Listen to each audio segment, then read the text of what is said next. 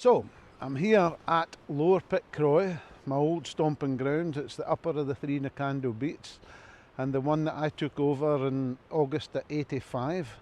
And I'm here to interview or to speak to or have a blether with a really special guy. So he was the guy that was the head ghillie at that time, 1985, remember, and at that time he had already been here as head ghillie at Knockando for 30 years. So now in his 90th year, it'll be really interesting to go back and have a wee bit of crack with Sandy down at his house. He's not so fit to get out of the house now, so we'll get away from the river bank and we'll go down to his house. So here we are with Sandy. Sandy was the head ghillie here when I came to Knockando, and I've got some amazing fond memories. This place, Sandy, this very house that the room that we're sitting in here just now, in July 1985, I remember, was my first meeting with you up at. Good. Okay, that was it, Sandy. July 1985, and I mind Jean and yourself took Mandy and me down. We had a cup of tea in this room, and little was I to ken at that time that it was going to be such a massive impact in my life, and that's what it's been, Sandy. It has to be said, you can. So, I mean, it's an amazing journey for myself, but this is not about me today, this is about you. And so, tell us a wee bit about how you got here, Sandy, when you arrived, what year, because I hear you've been here quite a wee while, eh? Is it? It's so well, it would be 70, almost 70 years. Almost 70 years. I think so. My God. Well, I come here and I was just under 17. When you came to Knockando. My God. And I never applied for a job. Yep. I was working at my home with my father, grandfather. Yep. The white lad owned this Knockando at that time asked me would I help him for a year. Okay. And I come up and saw the place, and that was it. And at the end of the year, he says, would to stay on. So I stayed on for about another 2-3 years with the head ghillie. Okay. And the head ghillie died. Was that in the 50s, Sandy? Aye. Somewhat, aye. Yep. And when he died, I saw there'd be changes. Yep. But I was called in, and I was told that he had applied for another ghillie. But it didn't matter who came, I was the boss. You were the head ghillie. Aged about 20-year-old at this time, Sandy? Must have been. Aye, wow. I said, I didn't get experience. He says, you know me and I know you. Get on with it, I'll tell you if I do it wrong. And I just went on for that. And so, that's amazing, Sandy. But at that time, things would have been really quite different to what they are today, obviously, you can. So you wouldn't have been, for instance, staying in a nice house like this. You would have been in a different place at that time. Well, I was single. Yes. And you stayed, and it was really just a small room with a fire. The first year I was here, I stayed in digs. Yes. But there was quite a lot of changes with keepers, backwards, forwards, and I got a pretty tired of that, so I was asked to stay in the bossy. Okay. Which is just a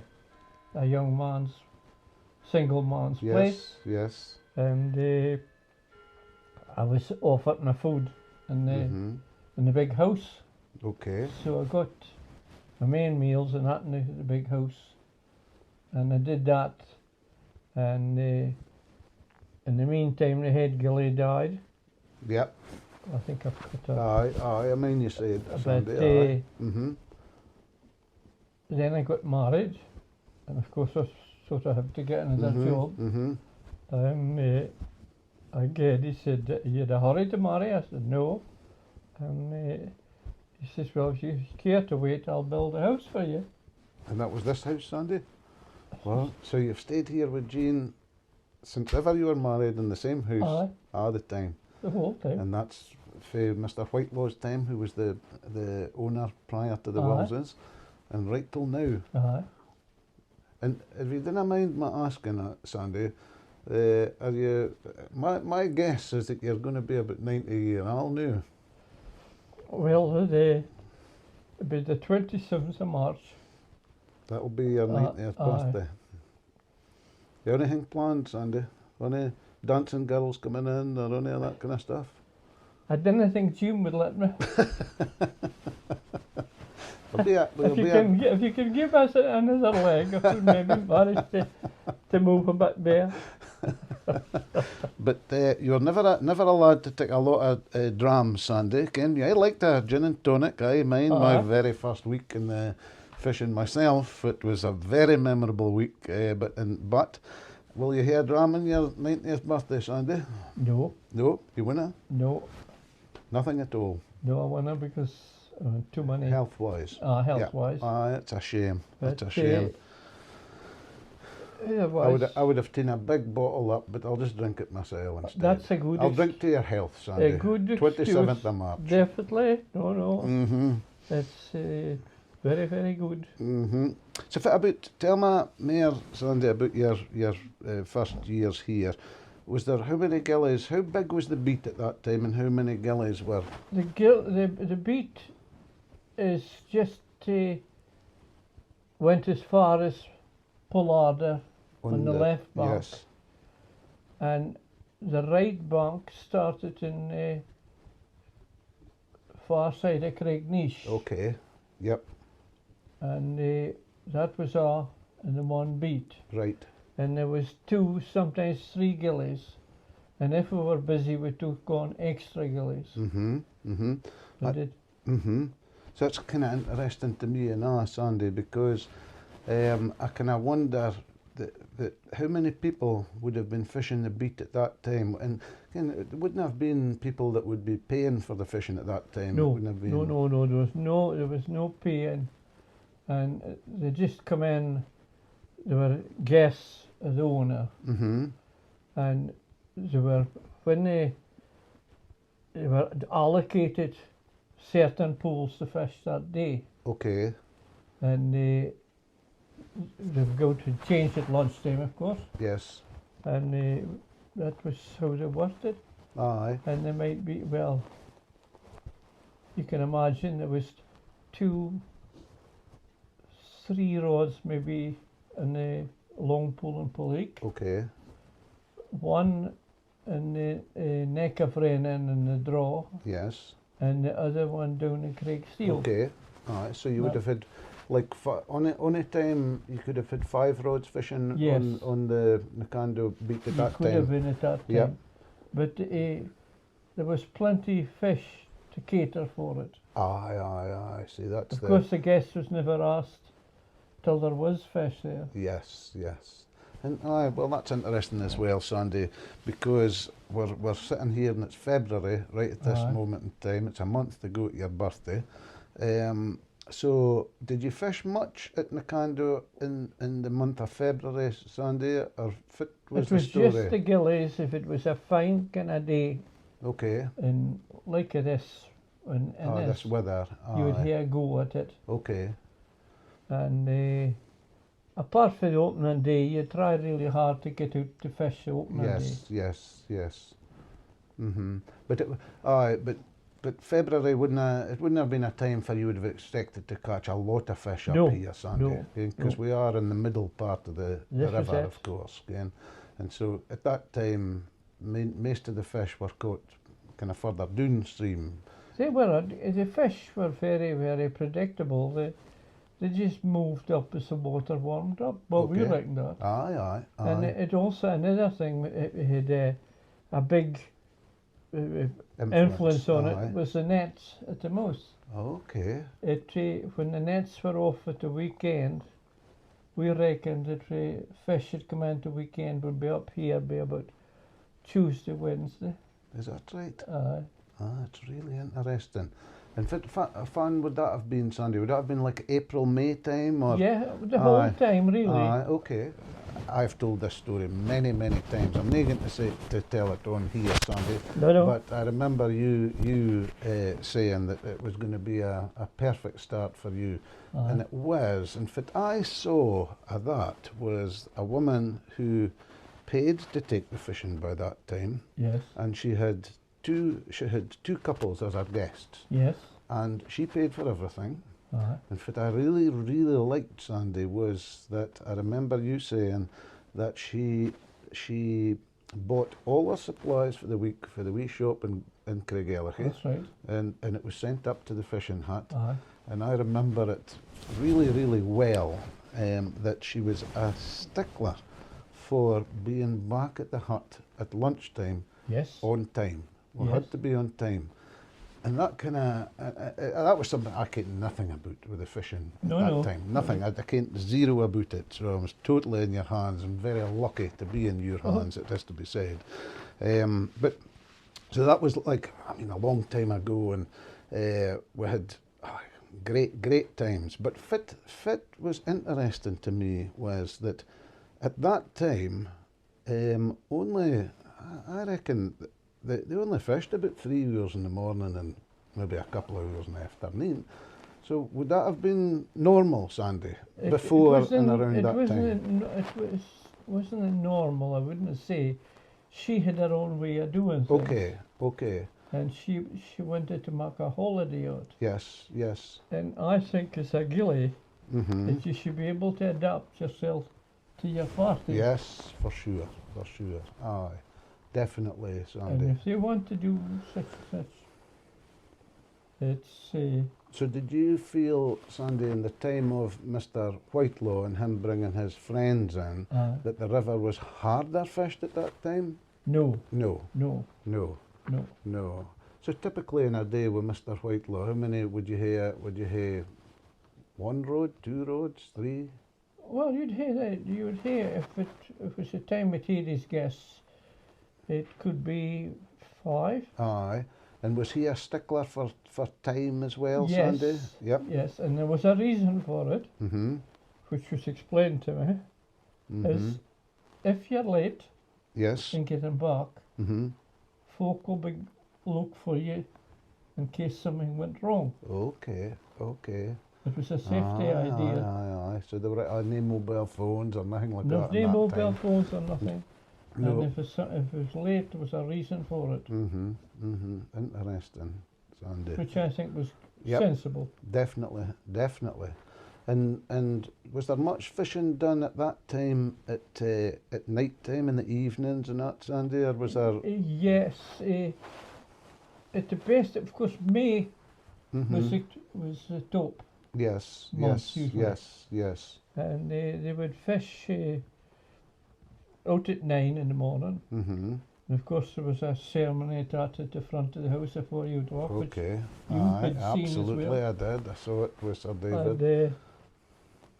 And you went out, come in for lunch, and if it was going to be a very bright day, they reckoned it was too bright for fishing. They'd come in and then go out again in the evening. But Whitelaw once had to have his guests back in by 7 o'clock. 7 o'clock. Aye. So there was never much fishing after dinner at that time. So Not by the guests. not for the guests, but the gillies. They were expected to fish on. Oh, was that right, Sandy? Aye. So you were expected to fish on at Oh, that yes, time. yes. Oh wow. Oh, I never kent that. Yeah, Aye. you was expected to Aye. fish on. Aye. And so did you fish into the darkening, Sandy? Or Oh, was the yes, story? aye, you did. Aye. Like, and through the see-through and that. Aye. And did you? Well, I mean, it goes without saying that you would have definitely caught quite a few fish at that time, Sandy. Oh, aye, Aye. you did. Aye. But you were restricted.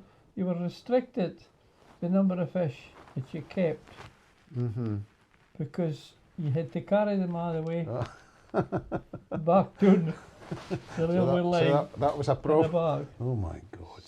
And A bit like hares in a house, Sandy. so you sometimes tried to get encourage maybe the chauffeurs and Would that to come down to give a come hand down to and take a fish, fish and they would back. take a car with them, or whatever it was, a Land Rover, and that gave us a hand. But Amazing. that was a restriction, like Amazing. Just the weight of the fish. the way Dear to me. fish. I remember that from when I was a young loon fishing the Forglen and the Devon. There was a bit of way down to the bottom at the points. It was often a good bit, and I mind having to carry fish back for there and thinking, I shouldn't have got that last fish. No, It was no. Ken. Aye. It was a good way of saving fish. Aye. Oh, aye. Saving fish. Aye. They're too heavy to carry. Aye. Dear me. Oh, it's near real. What about people, Sandy? And nowadays there's great emphasis on, oh, this guy's a great fisher and that guy's a great fisher and all the rest of it. What about in your time, did you ever come across people that really stood out as excellent salmon fishers? Or did you think maybe the fishing at that time was easier than it is now? Oh, it was easier, Aye. but I wouldn't say, I would say the same. It was the same class of fisher. You had Yes. your beginners and you had Yeah. the ones that had fished a lot. Aye. And they had you have to remember the fishing tackle commented a lot Aye. because yeah. the lines Interesting. and Aye. rods and everything were heavy things. Aye. When you started way Oh, back. it was greenhearts, Yeah. Aye. and the latter days of the greenheart they couldn't get the right greenheart to make the rods, and after you used them a few times, they started to warp. Oh, okay. Aye. So they would take on the shape with the gravity. Aye, Yeah. and we had to Amazing. put them into water and Aye. soak them. Oh, is that what you did with them, Sandy? Aye, but it was never a great success. Uh-huh. Then the next thing that come in was the glass rods. Aye. And they would have been better for sure and give you a bit of Aye. less work, Sandy. They were, and lighter to carry. Aye. Well, I mind when I was starting my fishing on the Devon, when I was just a young loon, that it was all glass fibre at that Aye. time. There was no carbon at that time. It was all glass fibre. My dad had a green heart that he liked to use, but that was it. But I can imagine that the tackle itself and the changes there and lines especially as well, because it would have just been silk lines, It Sandy. was the kingfishers. Aye, and that was the only line you had. That was all the lines you had. Aye. Different grades. Yeah. Mhm. You had what you called the sunk line, which was Yeah. a thicker end, Uh-huh. and then you had the light sunk, which you get Okay. onto a small fly and that, Aye. and then you went on to what you called grease line, because you had to grease the Yes, line. yeah. And you had to do that every Oh, morning, I Sandy? had to grease them 1, 2, 3 times a day. Oh my God. So when the guests were having lunch and that kind of thing. Ah, well, you had to you run were- them you were out having and to- let them dry, and then give a Ah. quick grease. Aye. So you'd have been busy guys at that time, And then Sandy. in the hot weather, it kind of, I've seen it come onto the cork of the road, and you had to kind of sandpaper it off the That's cork, right, because right. it was like a Aye. greasy pole that was having. So did you just do that on the ground, Sandy? Did you just? No, you stretched it for well, the long pole was for the fence for the hut is now to the gate, Wow. and did about there. Mhm. And so, do you think, Sandy, that with the advent of new tackle, that's helped the fishing and made it much easier for folk? It's made it much easier for beginners Yes. and that. Yes. But being old fashioned myself, you Mhm. shouldn't look back. No. I prefer the grease line wire fishing. Something nice about looking back, though, Sandy. But I still, the Mhm. last few years I was working it. You We still. up Mhm. working a cast. Mhm. You pull back a couple of feet and had it with your finger, one So finger. you fished with a loop of line. Aye. on the, And when a fish took, you let that go. Okay. and that let the fish turn and get the flea in. Oh, that's right. That was the The theory. idea behind that. But you also got more excitement, I think, because you often saw the fish come at you. Okay. Because the fly was that put higher in the water. In the water. Aye, And with a greased line. yeah, you hear about folk, a fish rising 5-6 times them before they hooked it, and they kept on changing flies. Looking back, I think if we'd stuck to the fly we had, it would have taken it eventually. Aye, just get fed up looking at it. And I've seen with the stuff I've seen underwater in Iceland, I've seen that played out now, and at Ballardorf, when I was there Sunday looking down for the one tree, I would look down, you came for it like I was, and I would see it, I would see the fish coming for the flea, and then eventually it would talk it. Tell me, Sandy, we spoke about, and it was kind of something that you mentioned there, we spoke about earlier on the slippery rock. Yes. Now, when I mind you, speaking about slippery rock, I mind you, it was a great high water place, Sandy, and it was a chook row to row across to it. Yes, they made high. This is in the far side of the long pool, so it was off the bank on the far side of the long pool. Now, it kind of leads me to a question, that in, Sandy. At the time, that looked to me to be a place that would have sort of suited a spinner more than it would suited a flea. In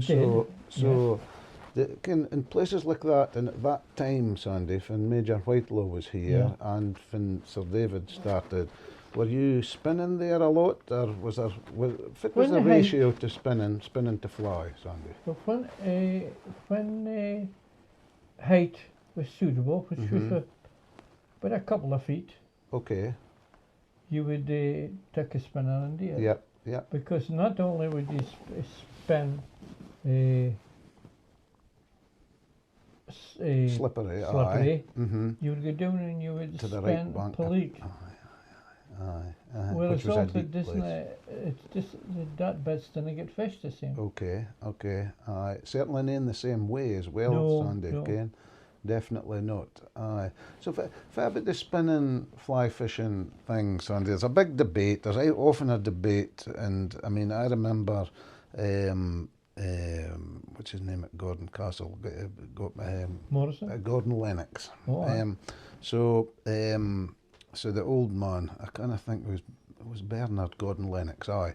Now he came out out to his office one day, and he'd asked me about my thoughts on spinning, and I remember saying, and it was just at a time that I think they were thinking of banning it on the Spey, and I was never on for wanting to get it banned because I felt it had a place. It has. And I always felt that in a political sense, which I'm a bit interested in, that it's never good to alienate one side of the fishing community against another. And so I felt that from a fishing perspective, some of these places like Slippery and Palik, definitely it was by far the better way of fishing it. And they like run across Brennan at the top, that bit around the corner, you fish the neck. Yes. And then you have to stop because the back swirls. Yes. You could spin it down okay. around the corner. Off the rocks. And you throw it as far as you could and let it sink. Into that gravelly bit and just push it through. And I'm taking 3 fish there one night for the kids, was no good. Jean used to come and meet me with the dogs at Brennan. And I had a cast and I took 3 just. Is that right? One after the other, In the springtime, Sandy? It must have been. Aye. But I mean, personally, I was never one for I remember actually Dr. Catherine at the time saying about the spinning, and I mind saying to her, if you look at the fishing book, you'll not find that many fish caught in the spinner in there anyway. No. But they're important things, the ains that do, you can. And if it was policed by ghillies who were sensible ghillies, then it was no problem at all. Absolutely no problem. Was the way I saw it anyway as well, but I mean it's just the way it was, I suppose. So about So you mentioned the kingfisher lines, Sandy.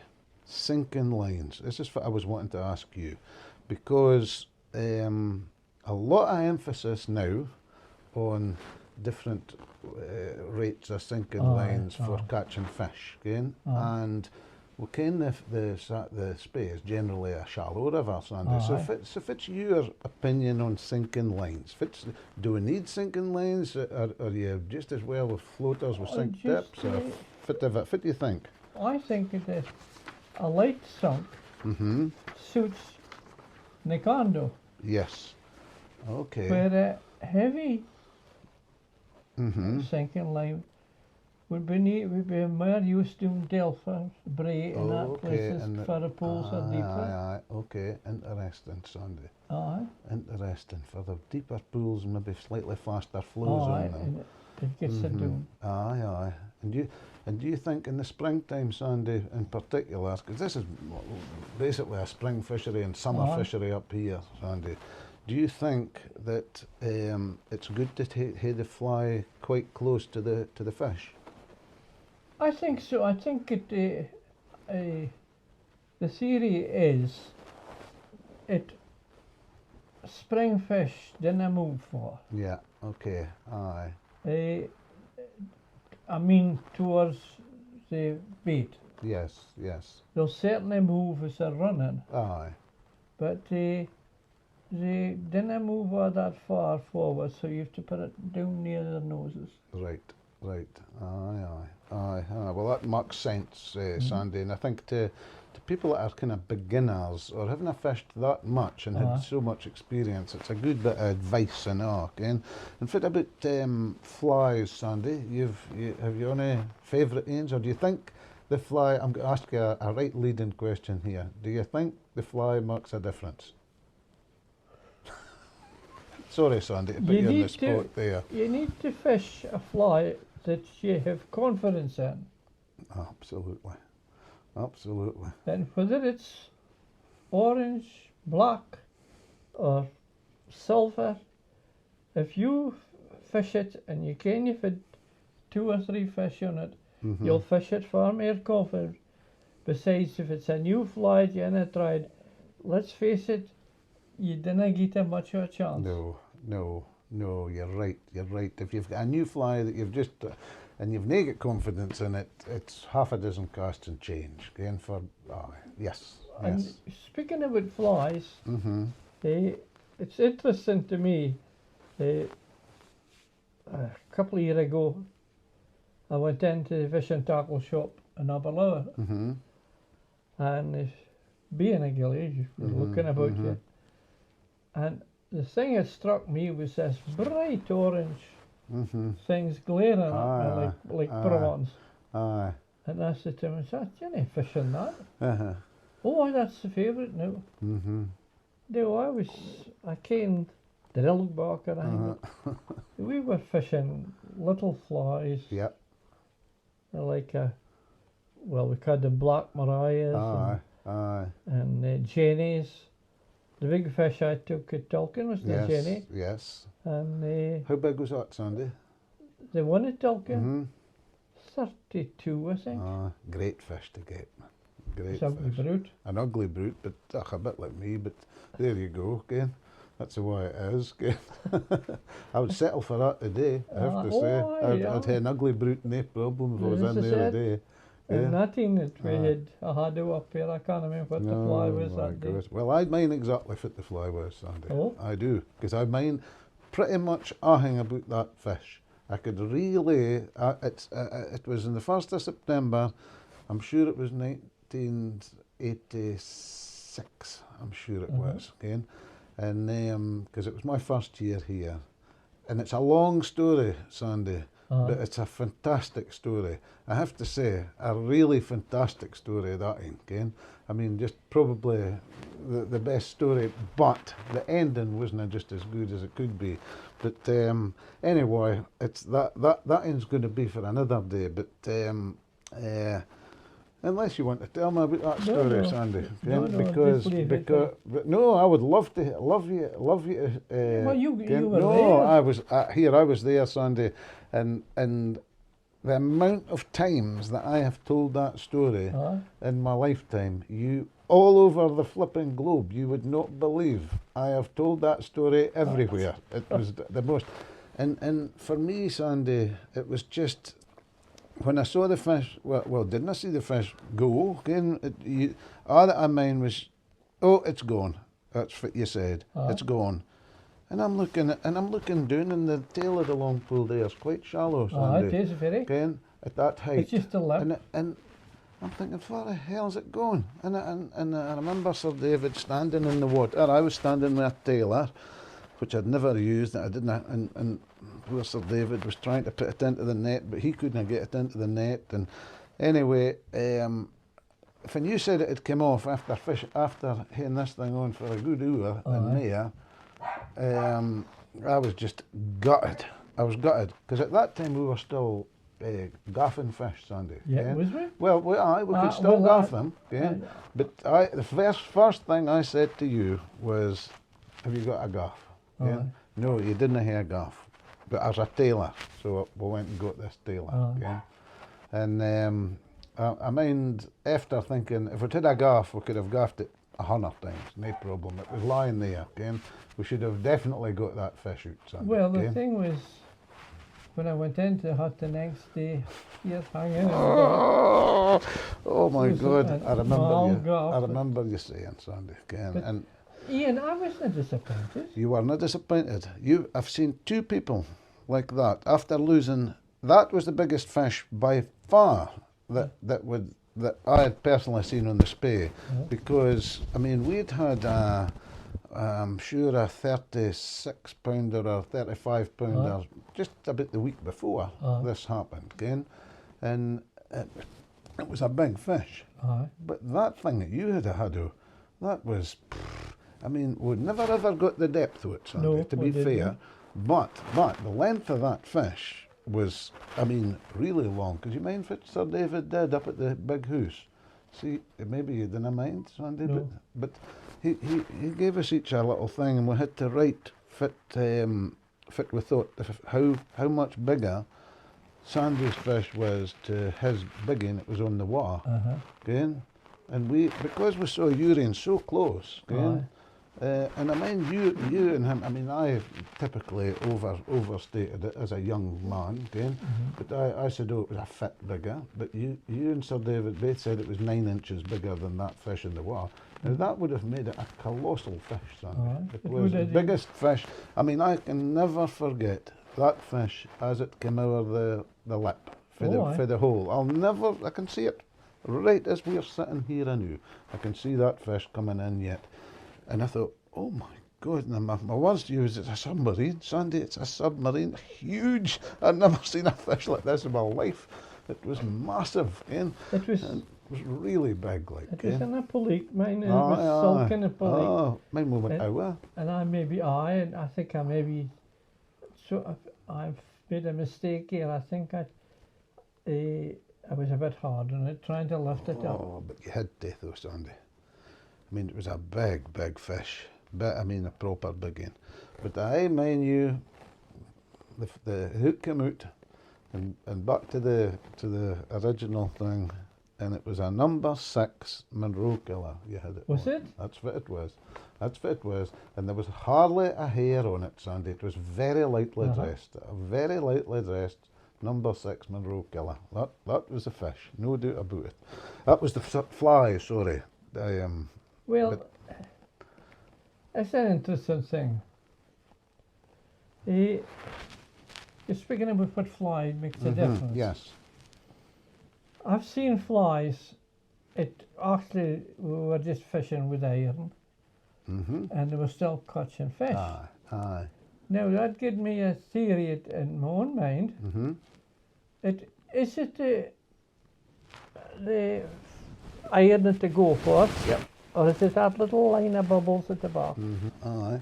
Well, I mind when we used to do a bit of spinning here in the spring when I was young, and you started us off, And I mean, I can't nothing about spring fishing, nothing at all. I got all my leads, all thing that I've got come for yourself and Sandy, which I'm eternally grateful for. It's just, it was just a most amazing start that I got, Sandy. I was really, really lucky, again. And but I hadn't done a lot of spinning for sure. Now Sandy tended to like Toby was a kind of favourite him from the water was a wee bit coloured, and I mean a Devon minnow was a favourite from the water, from the colour come out of the water again. Was it fit about yourself? Was there any favourite sort of baits that you like better than others? No, really. There was a while you get through phases the same as you get through phases with flies. Aye. The brown and gold Devons was quite good. About that size. Yeah, about 2 inch, 2.5 inch. Aye. That was my dad's favourite. He was a big favourite of that. And he was good with the spinner, and that's how I've never been one to be totally against. I didn't do spinning myself, to be honest, but I didn't mind other folk doing it. If they get enjoyment for that, Sandy, that's the way I see it. I'll tell you an interesting story about that. With Devons, we used to put them to get them a bit deeper. Instead of the lead up there, we used to wind a bit of wire lead inside, you see, and doing it. And it's at the Saddlestone there. I one day hooked a fish. It was way over and slippery. It kept throwing it across, and it just went stupid out of the pool. And I can't. It was full hooked. And eventually it came off, but it was just come back. It broken. There was no Devon or nothing come back. And a couple of times that week, I hooked this fish here with the same spot, and it would do the same thing, get stupid and get out of the place. And I think it was a fortnight after, could be longer. I hooked this fish, and it's usual carry on it out of place, and it come off. But when it come back to me, this was, how would I say, it was impossible, but my Devon that I lost about 3 weeks before was attached to the Devon that I had on the So it had obviously been hooked over the back, and when I get over it hooked it. But we us working wire lead. A Devon normally would just drop off and the hooks were left on the fish. But that Devon had must have been good muck or something in it, and it stuck inside. So I got my Devon back, and it was just the 2 hooks like that hadn't. Is that right? Amazing, Sandy. Amazing. Yeah, Christ. And I mind you telling a story about, was it John Ashley Cooper that you were netting the fish for, Sandy, and there was another fish come up aside it or something? I did it once or twice. I did to Mrs. Whittle, I mean, first time. And again, the excitement's all around the Saddlestone. Yes. And I went down to get the fish. And I said, gosh, there's 12 fish here. And I said, I didn't say it to her. I just made a dive, which with a net, if you go quietly with a net, instead of diving in. And I took a fish shoot, and she laid down the road. I said, didn't I lay down the road? You've still got a fish here. But you have it in the net. I said, no, I haven't. And I killed it, and I went in and I got her of there. Amazing, Sandy. I mind that story, and that's another thing that I've told many, many times. This is it, just you mind about them when we're speaking. She hooked a fish in the far side of the long pool. Yes. And I pulled the boat onto the ridge. It was well down the long pool, onto the ridge. and she was on the boat playing the fish, and I was, for some reason, I was slightly upstream more. I don't know why, but I was up there, and the fish come off. But the water was only about this height, and I could see the fish doing this up the long pole, Aye. and they never went away, right up, and the shingle went out in a hook at the top. So I ran up the steins, and I waited at the top. Blow me, the fish come Just to come me. straight out. Aye, and I netted up here. And she kept shouting at me. But Sandy, the fish is off. I've got it here, madam. That's here. Aye, my God. And what about, remember Miss Hutchison's in as well, Sandy? That was the A in mine. Well, yes. Aye. I mean, that's as clear as anything. I had her in the boat, and she couldn't fish it up. And she hooked the fish up at the top of the long pole. Yes. And she just let it run. Aye. Yeah. And I took the rod back to her about 4 or 5 times. Right back to it and handed to the road and got round with the net. By the time I got on it was a whirl. And finally she let it as far down as the line broke. Aye. And that was it. The fish was gone. Aye. And as you can imagine, it was well down the pool. So I get back to the hut and rigged up another line and hook and everything and got on, and we fished the rest of the morning. And I find it, there was terrible pity they lost the fish. And mine was sitting in the hut. Absolutely, I mean it, Sandy. I had Aye. That was the thinking, aye. during the morning, but I didn't say to you, halfway through the morning after I lost it, Aye.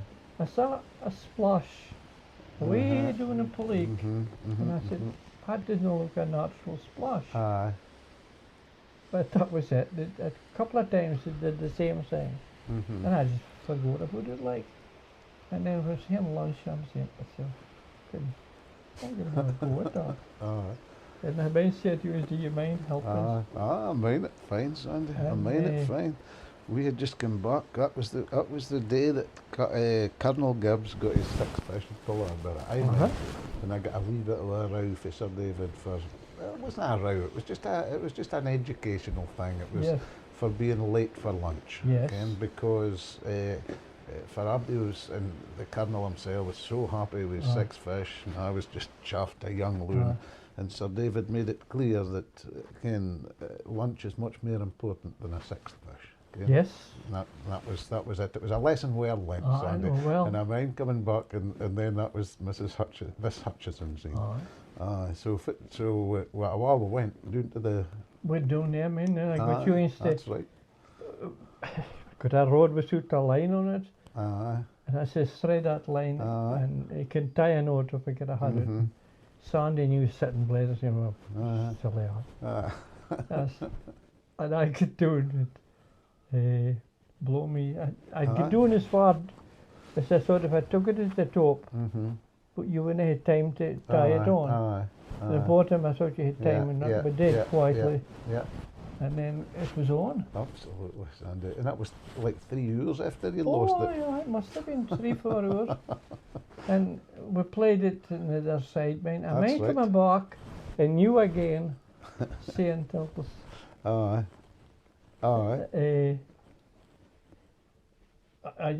They come down to see if it was that, so they would. And they say, you going to gear the road? And I says, no fear.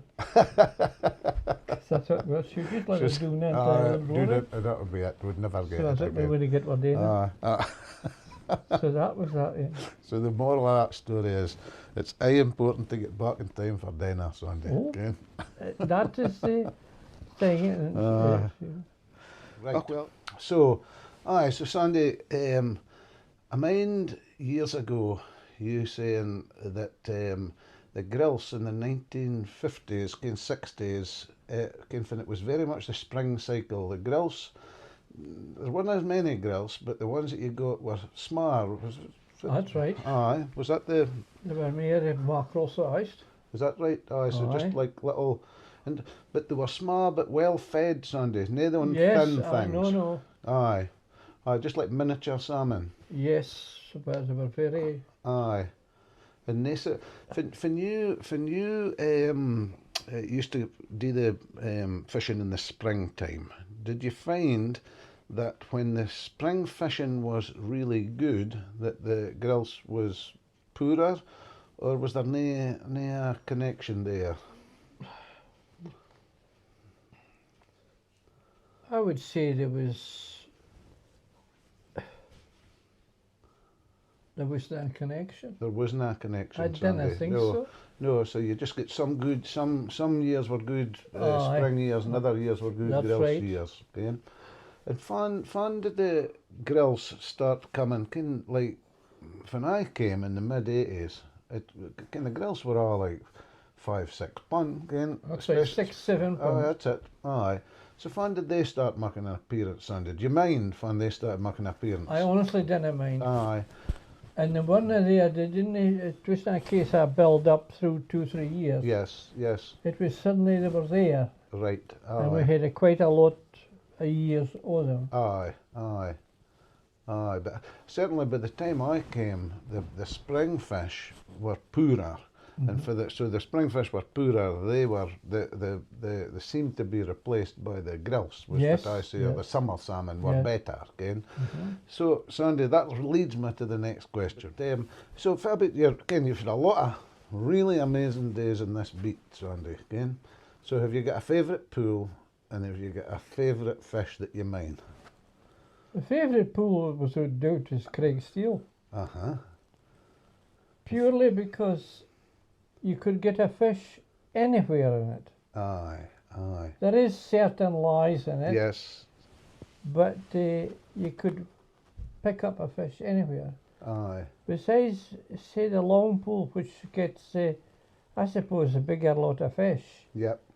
but it's unpredictable. Yes. Yeah. Aye. So you came for the lies, you came for the I fish think are I'm going doing to the be. far side of the shingle and the long pool, and we're saying about a few feet You came where the fish are going to be. for a fish will top. Aye. And it's for me, that's just to have that intimate knowledge of a pool. There's something magical about it, Sandy. And it only comes through a massive experience, really. A long time spent in that place. And that, in the long pool, I found it, you should in that specific lie, you should work a bit of slack, Aye. because it's way lower towards this bank, Yes. and I think it's a fair pool coming out back across. So far about that lie, Sandy, in relation to the Saddlestein, for instance. Oh, it's Well done. wheel up. Oh, well, up for that Aye, Saddlestein. aye, For the wheel up. elephant's nose would have been.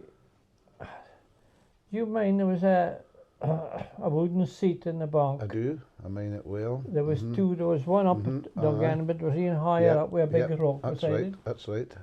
Well, the lie would just been out for there. Oh wow. Aye, so well up right And in it the was neck. still Aye. there the last time I fished, because I hooked a fish and it came off. And I said, I'll try a bit slack, and it just took immediately. Interesting. It's interesting to me that you like Craig, when you're speaking about a favourite pool, that Craig Steele is a favourite pool, because I think that was Martin Wills's favourite pool, and he really enjoyed fishing that pool. I seem to mind anyway. It's got life in it. Aye. Yep. It's a pool that when I've ever fished it, and I've been fortunate enough to fish it, Sandy. As you say, every single cast you feel that you could cook a fish in it. It's got so many different biles and lies. A great stopping off place, Sandy. And I think, looking back, I spoiled the top bit. We put in the top jetty. Aye. Okay. It didn't come out as expected. What Yes. it did, it was filled in this side with Behind the shingle. jetty. Aye. Yep. It would be better if it left it alone. well, there's food for thought, ken, and it's just, ken, swings and roundabouts, you know, think so, Sandy, ken, nobody really kens. I mean, you'll get these experts that say they ken. I don't think they ken any better than you or me, to be quite honest, ken, but I think some of these works to the river worked and was positive with regard to the fishery, but other ends just didn't work, and as you say, they maybe, in the case of that end, gravelled the pool. Away you go through. Here she goes. She's looking for a bit of attention. It's, Aye. I would think, when we put in that jetties, we did have quite a bit extended that time. We did, the absolutely. Ballada and that. That was in, the idea was that if it didn't work, we'd take them out. Aye. In between times, they come in with their the new legislation. Certain rules. Yep. And we can't take them out. No, that was so wrong, Sandy, and that was just job creation for these people, of course. Aye. And we're keen about that. That side of the salmon fishing has been blighted by that for a long time now, I would say, again. But anyway, I'll not dwell on that in Sunday, because I could talk for... I think I got on with was the canoes. Aye. I got on that David Craig that I talked about. Well, he said I got on grand with him. Sandy, the bottom line is, you said to me donkeys years ago, there's room for everybody in the river, and you have to respect other people's enjoyment of the river, okay?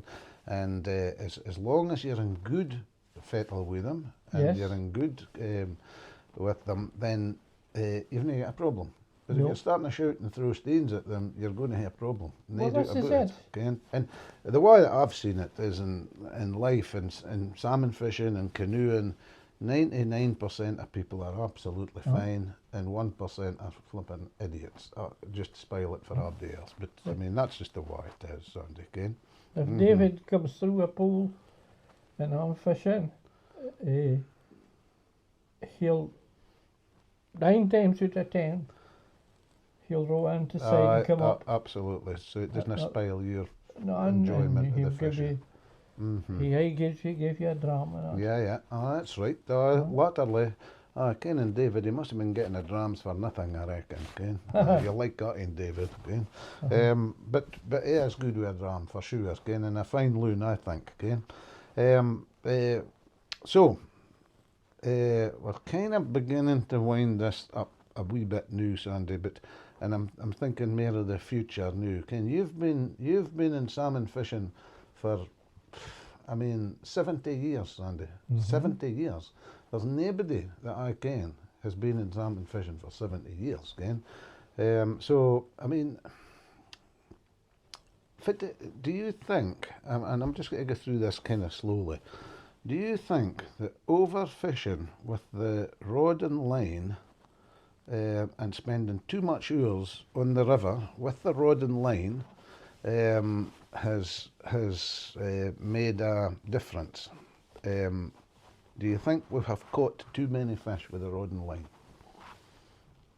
This is kind of slightly controversial, Sandy, because at the end of the day, it's all very well to point fingers at other people and all the rest of it, but sometimes you have to kind of look at yourself as well, you can, and so that's the way I see it anyway. But again, I didn't get me wrong. No. I didn't think that we are to blame for the situation, but I kind of have my own views on it. What's your views on that, I would Sandy?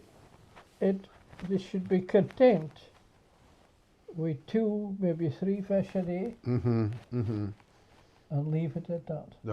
Aye. Yep. And if I got some see-through, they can try that and have a limit in it.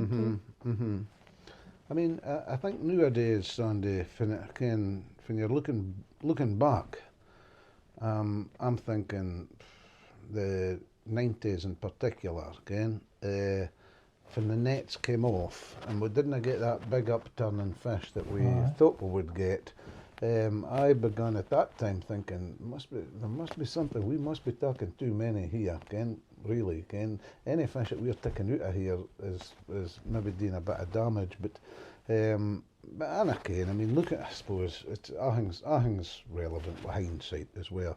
So, I asked you earlier on, we spoke about Angus McKinnon. Now, Angus, who you used to go and help at Dallas, or he used to come and help you, Sandy? Not so much, no. Aye. But we went to Well, Angus was a hard kind of tough kind of guy. Okay? yes, And he was very much old school. Okay? And I mind someone asking him the question up at the fishing hut. And the question was, because he was a grouse keeper, but the question was, so Angus, what's the worst type of vermin for grouse? And his answer to that, Sandy, was, he says, well, that, he said, would be hoodie crows and factors, but not necessarily in that order, okay? Which you can see Angus saying. So, in your opinion, as a guy with so much experience, if you could go back and change anything to help salmon, okay, is there anything, what would be the number one thing that you would change? If you could change something that you knew was detrimental to salmon. going by the local burn, it is choked with trees, with a result it fish are not going up the burn like they used to. There weren't big numbers that come up, Yep, maybe half a dozen pairs, doesn't matter, aye. but I'm not seeing that. Yes, yep. And it's just getting choked and they're doing nothing about it. They're so interested in counting what there is in the river Yes. and the burns and everything. They should get the local burns here, they're just choked. So you've got fallen trees that are Aye. basically down them up. So that kind of leads me to the next thing, Sandy, the very last thing. So going back to that, so if you could change something, then you would change. It's interesting. A man of your experience would change something that you can physically do something with, i.e., clear out the burns, give fish a clear run to as much spawning habitat as possible. Okay? Yes. Okay? And so that, in my opinion, would probably mean any dams and all the rest of that kind of stuff as well, so that the fish could get to where they were naturally wanting to go. Okay? So, very last question, Sandy, because I ken you're getting tired, No, I'm concerned that I've been here too long with you. No, but, you haven't. You're a god. That's fine to get because I didn't see many. so here's the last thing. So, what's your thoughts on the future, Sandy? At this moment, the people seem to think that planting trees along burns and then putting beavers in are going to be the thing that's going to save salmon or help save salmon. No. Okay? So you don't think that putting beavers in and planting more trees is going to... Planting trees is they tried that already. The forestry, well, from we Yeah, absolutely. they planted right the very edges. Yes, they did. And Aye. they just spoiled all the burns. Aye. And they Now the people talk, Sandy, about the river temperature being much higher than it was in the past, okay? aye. And so that the temperature gets to, like, for you and I, when we were all money, like 70 degrees, okay? And more often now than it did in the past. And when it gets to 70 degrees, the worry that the fish, it gets to a stage where it starts killing the fish, okay? It did that before. Interesting, Sandy. Interesting. And I think they're very safe, Sandy. Yeah? I've seen fish rolling down the river Way back. way back, and it was a lack of oxygen. Yes. Yep. Aye. So it's nae a new phenomenon that, Sandy. No. No. No, it's quite common. Yeah, yeah. And I didn't agree with the idea a catch and return. Yes, yes. For the really reason I'm saying that is because you're handling the fish, you're disturbing all the scales, Yes. you're letting in your diseases into the thing, and that's why you see that disease breaking out now. It's again an interesting comment that in Sandy again, and certainly I mean when it came in, my dad was very much against it for the same reasons as you are. Again, I think personally now there's nae going back. I think that's a 100% thing that'll always happen now. Again, so it'll irrespective of people hearing that for a man of vast experience. It'll nae matter. That'll be something that it'll be salmon fishing in the future will always be now. Well, curtail their amount of fish you catch per day. Yep. I think a lot of good can be done by time spent on the river. It's interesting, Sandy. I've spent a bit of time in Iceland recently, again, and you can see the fish there, and they've got very good counters on the river, so you ken how many fish are there. And so what they do much better in Iceland than they do here is that they manage the fishery better and the time that people spend fishing on it better. You are only allowed by law in Iceland to fish 12 hours a day. There should be no more than 12 hours a day per rod by law. Okay? And at the end of the day, most of the people that I know anyway didn't even bother spending 12 hours of the day on it. When we fish there, we tend to fish the same hours as Mrs. Atwood fished. Okay? So 3-4 hours in the morning and 3-4 hours afternoon, and that leaves the river quiet and rested. Aye, I think resting there's so much more to good to be done by resting pools and letting salmon settle to where they want to settle. And so you could definitely see that in Iceland. There's no question at all that they've actually got less fish than we have, Sandy, but they just manage them much better. So there's no, again, the river that we are fishing there, it's like 30 miles long, and there's only 8 rods fish the whole 30 miles. Again, so it's luxury fishing. Again, I mean, and they have to rest it, Sandy, because there aren't enough fish. For more than that. You know what I mean? But I think that was the best why. So just to spend a wee bit less time and take less out of the river, okay? And just not put so much pressure on the river. So anyway, Sandy, that's been a great conversation, and it's magic to get back here again, because. For me, like I said at the beginning, it's where it all started for me, sitting here in this probably same seats, well not the same seats, but certainly the same room as you, and your kindness and generosity for me at that time was, I mean, looking back, just fantastic, Sandy, Ken. And I ken I've been a very, very fortunate guy to have had a fantastic life in salmon fishing and everything linked to salmon fishing.